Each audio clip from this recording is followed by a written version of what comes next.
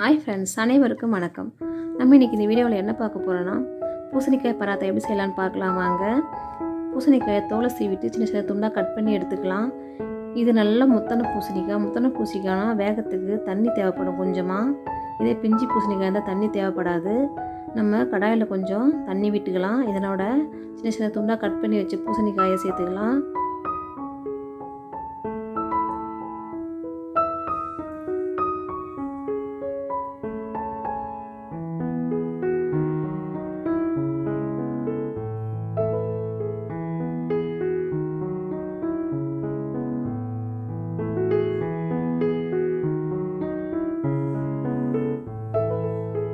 இதை மூடி போட்டு ஒரு 10 நிமிஷம் வேக வச்சு எடுத்துடலாம். வேக வச்சதை ஒரு தட்டில் ட்ரான்ஸ்ஃபர் பண்ணி நல்லா ஆற விட்டு எடுத்துக்கோங்க. இதை ஒரு பேசனில் ட்ரான்ஸ்ஃபர் பண்ணி நல்லா மேஷ் பண்ணி எடுத்துக்கலாம்.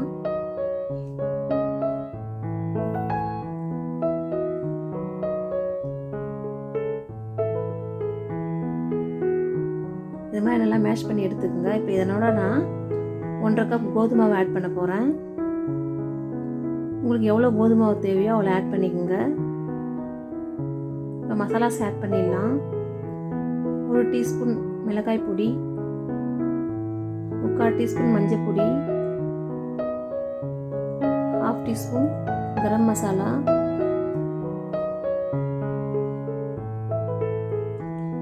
ருசிக்கேற்ப உப்பு. இந்த கலவையெல்லாம் ஒன்றோட ஒன்று நல்லா கலந்து விட்டுக்குங்க. இதுக்கு தண்ணி விற்று மாவு பிசைன்னு அவசியம் கிடையாது. ஏன்னா நம்ம பூசணிக்காயில் தண்ணி விட்டு தான் நல்லா வேக வச்சுருக்கோம். அதனால பூசணிக்காய் தண்ணி இருக்கும். அதனால் தண்ணி விடாமையே நல்லா பிசைஞ்சு எடுத்துக்கோங்க. முதல்ல பார்க்கறதுக்கு ட்ரையாக தான் தெரியும். பிசைய கரெக்டாகிடும்.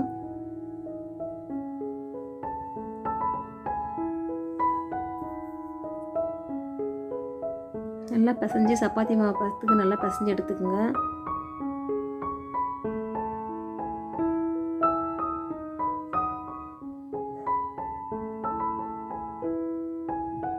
கொஞ்சமாக ஆயில் அப்ளை பண்ணி ஒரு தட்டு போட்டு மூடி ஒரு 15 நிமிஷம் விட்டுடலாம். அப்படியே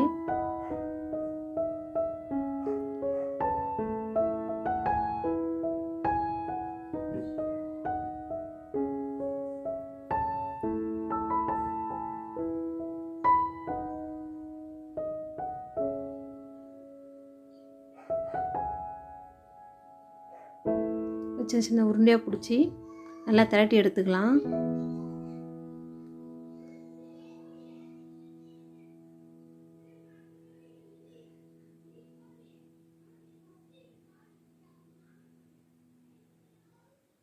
இந்த சப்பாத்தியை குழந்தைங்க நல்லா விரும்பி சாப்பிடுவாங்க. இதை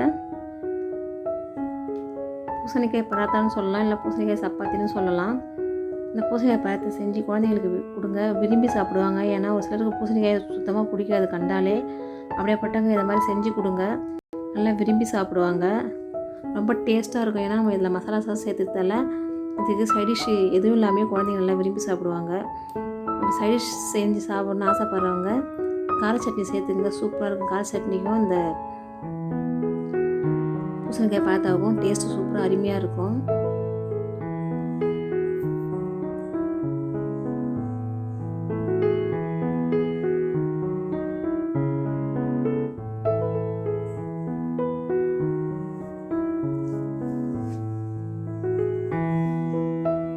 நம்ம இதை ஒன்றொன்னா வேக வச்சு எடுத்துக்கலாம். பராட்டாவோ சப்பாத்தியோ நல்லா வேக சொல்ல ஒன் சைடு நல்லா வெந்த பிறகு திருப்பி போடுங்க. ஒரு 1/2 பதத்துக்கு வேகணும் ஒன் சைடில்.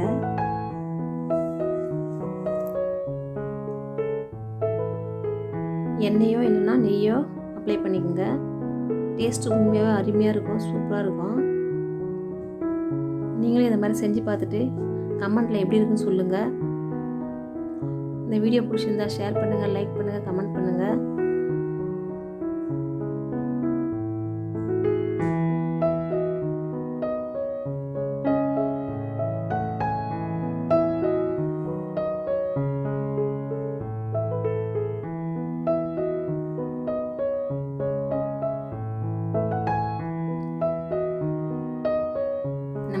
புதுசாக பாருங்கள், சப்ஸ்கிரைப் பண்ணுங்கள்.